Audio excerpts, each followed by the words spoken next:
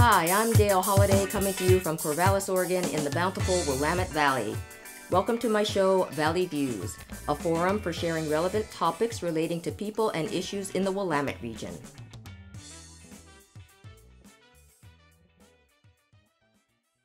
Hi folks, I'm here again for a part 2 of my conversation with Clarice Amorim Freitos. She is the coordinator for the Linn Benton Health Equity Alliance here in Corvallis, but of course their work spans through several counties. So, welcome back, Clarice. Hi, thank you for having me again. Yes. Well, would you mind walking us through a little bit of the work specific to women's health issues? We have a couple of different strategic priorities. So we work on housing, education, access to health and wellness, and capacity building. But last year we had a really exciting opportunity. We got a small grant from the Oregon Health Authority to help with a needs assessment.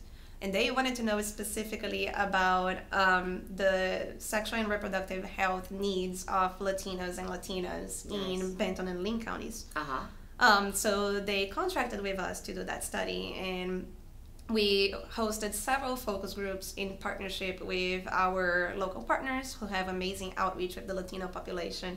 We had 3 with women and 2 with men, and learned about their needs and some of the challenges that they face. Yes. And it was really, really eye-opening to get those voices and put them together in a report and let our policymakers in health, both at the local and the state level, know some of the challenges that Latinos and Latinas have accessing reproductive health care. Would you mind talking about some of those challenges? Yeah, absolutely. The 2 big things that come to mind that were mentioned very often were issues with interpretation. So needing interpretation to receive healthcare, and how that can be a barrier and a struggle for some people, especially when you're talking about sensitive issues like sexual and reproductive health. People talked about the uncomfortableness of having extra people in the room, of feeling like sometimes the interpreters may not have been interpreting everything the way they were saying or relaying the information appropriately to them.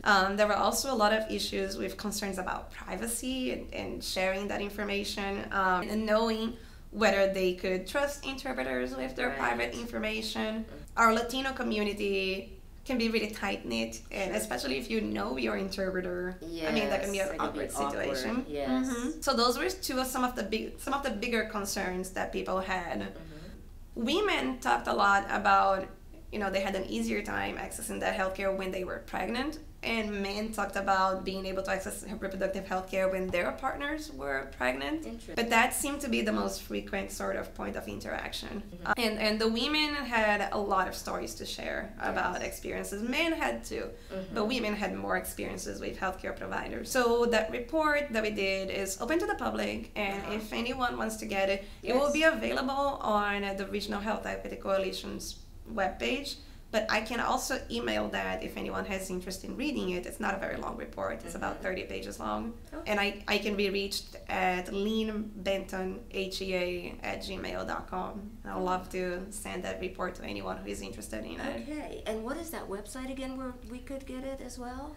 It's not available yet, but it will be available on the Office of Equity and Inclusion website under the Regional Health Equity Coalition project. Early May then. Yeah. Okay. Let's shift some gears here now and talk about housing, although we could probably talk for hours about housing in this area.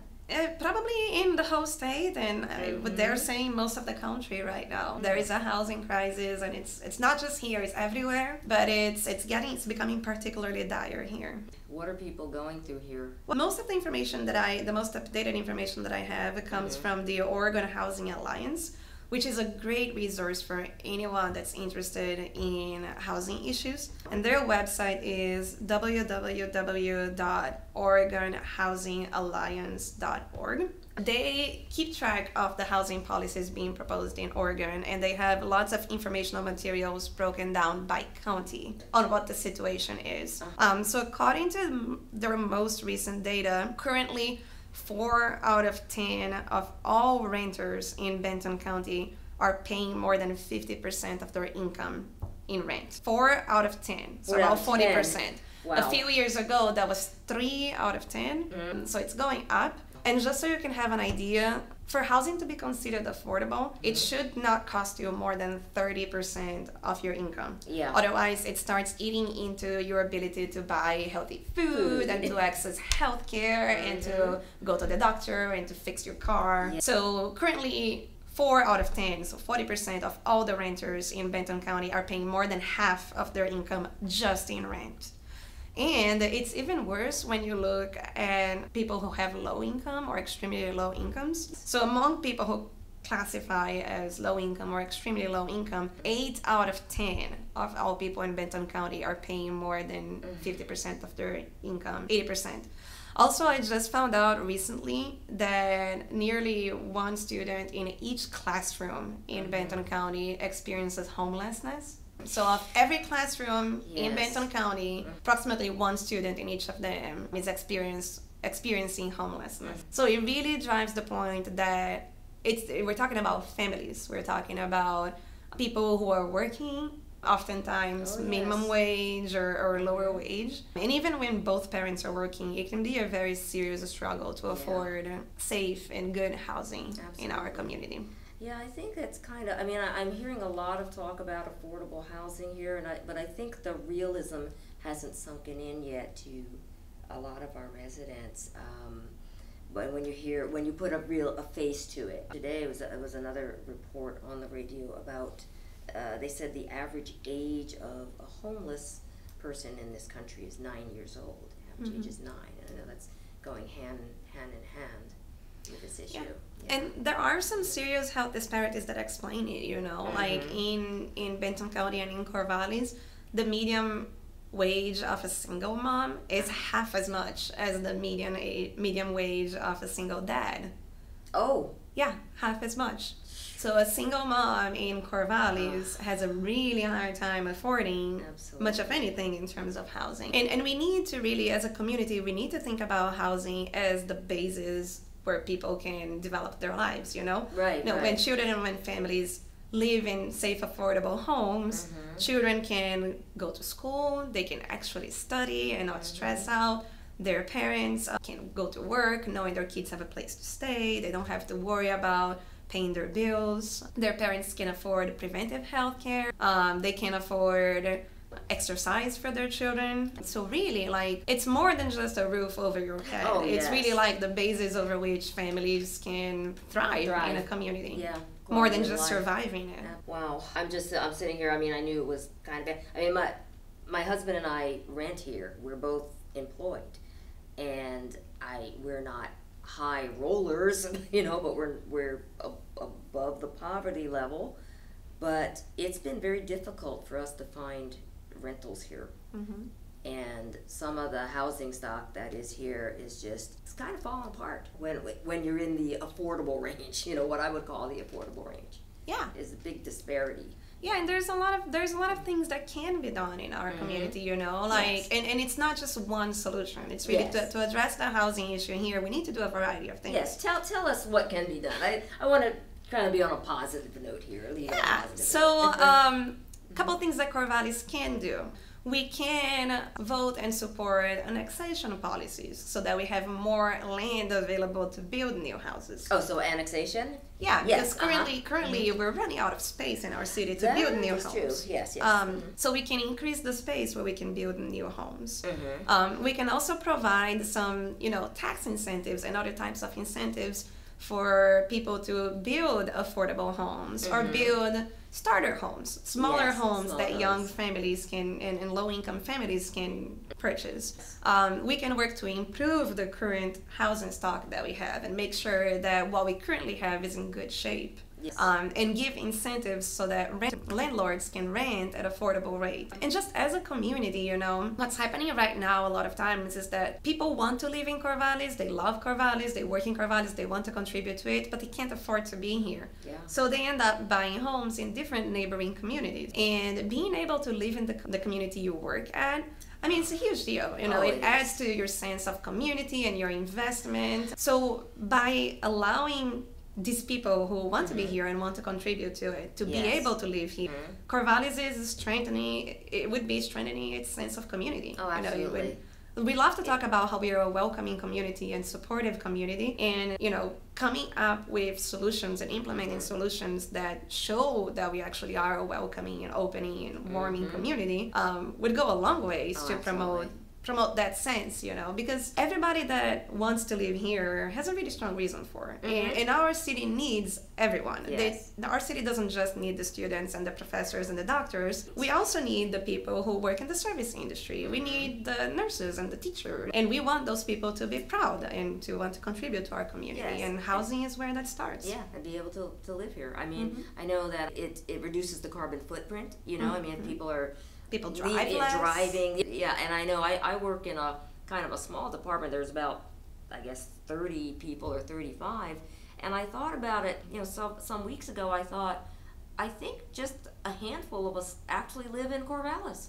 I mean, people live in Monmouth, they live in Dallas, they live Albany, in Alsea, Adair. even Albany, Adair. Lebanon, any place but, and especially the younger people too. They just can't afford to be here, so they move outside.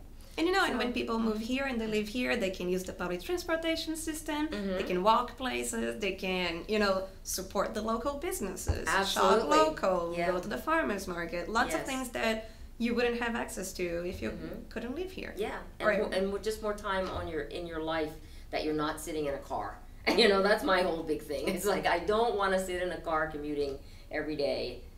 Because that's life ticking away. Yeah, and then the other aspect of it is, neighborhood empowerment. Like when people are able to live in certain neighborhoods, they have an incentive to work on their neighborhood and participate and make it better and get engaged in associations. So Absolutely. I mean, there's really a lot of benefit to having affordable homes that allow people to live here and grow families here and support Corvallis to continue making it a great place. Yeah, I like it. Well, I love your ideas about what can be done. They sound very reasonable ideas. They sound like attainable ideas. Yeah. And we're actually we're working to train people on how to become housing advocates. So basically how to be able to talk about housing and have interactions with our policymakers at the city and the county level. Excellent. So if anyone is interested in becoming a housing advocate and learning about how to talk about these issues, if they get a hold of us, again, at linnbentonhea@gmail.com, we can let you know of some training opportunities or some policies that may be coming down that you might want to get informed about. And we would love to have more people, more voices, more diverse voices be a part of this. Beautiful. I like it. Well, Clarice, I think we've reached the end of our time. I want to thank you for being here. I just love learning about what you're all doing, and it's very inspirational, and the best of luck. And I'm going to be telling my friends about this, the housing advocacy opportunities. No, thank you very much for having me. It's been a pleasure. Okay. You have a good day. You too.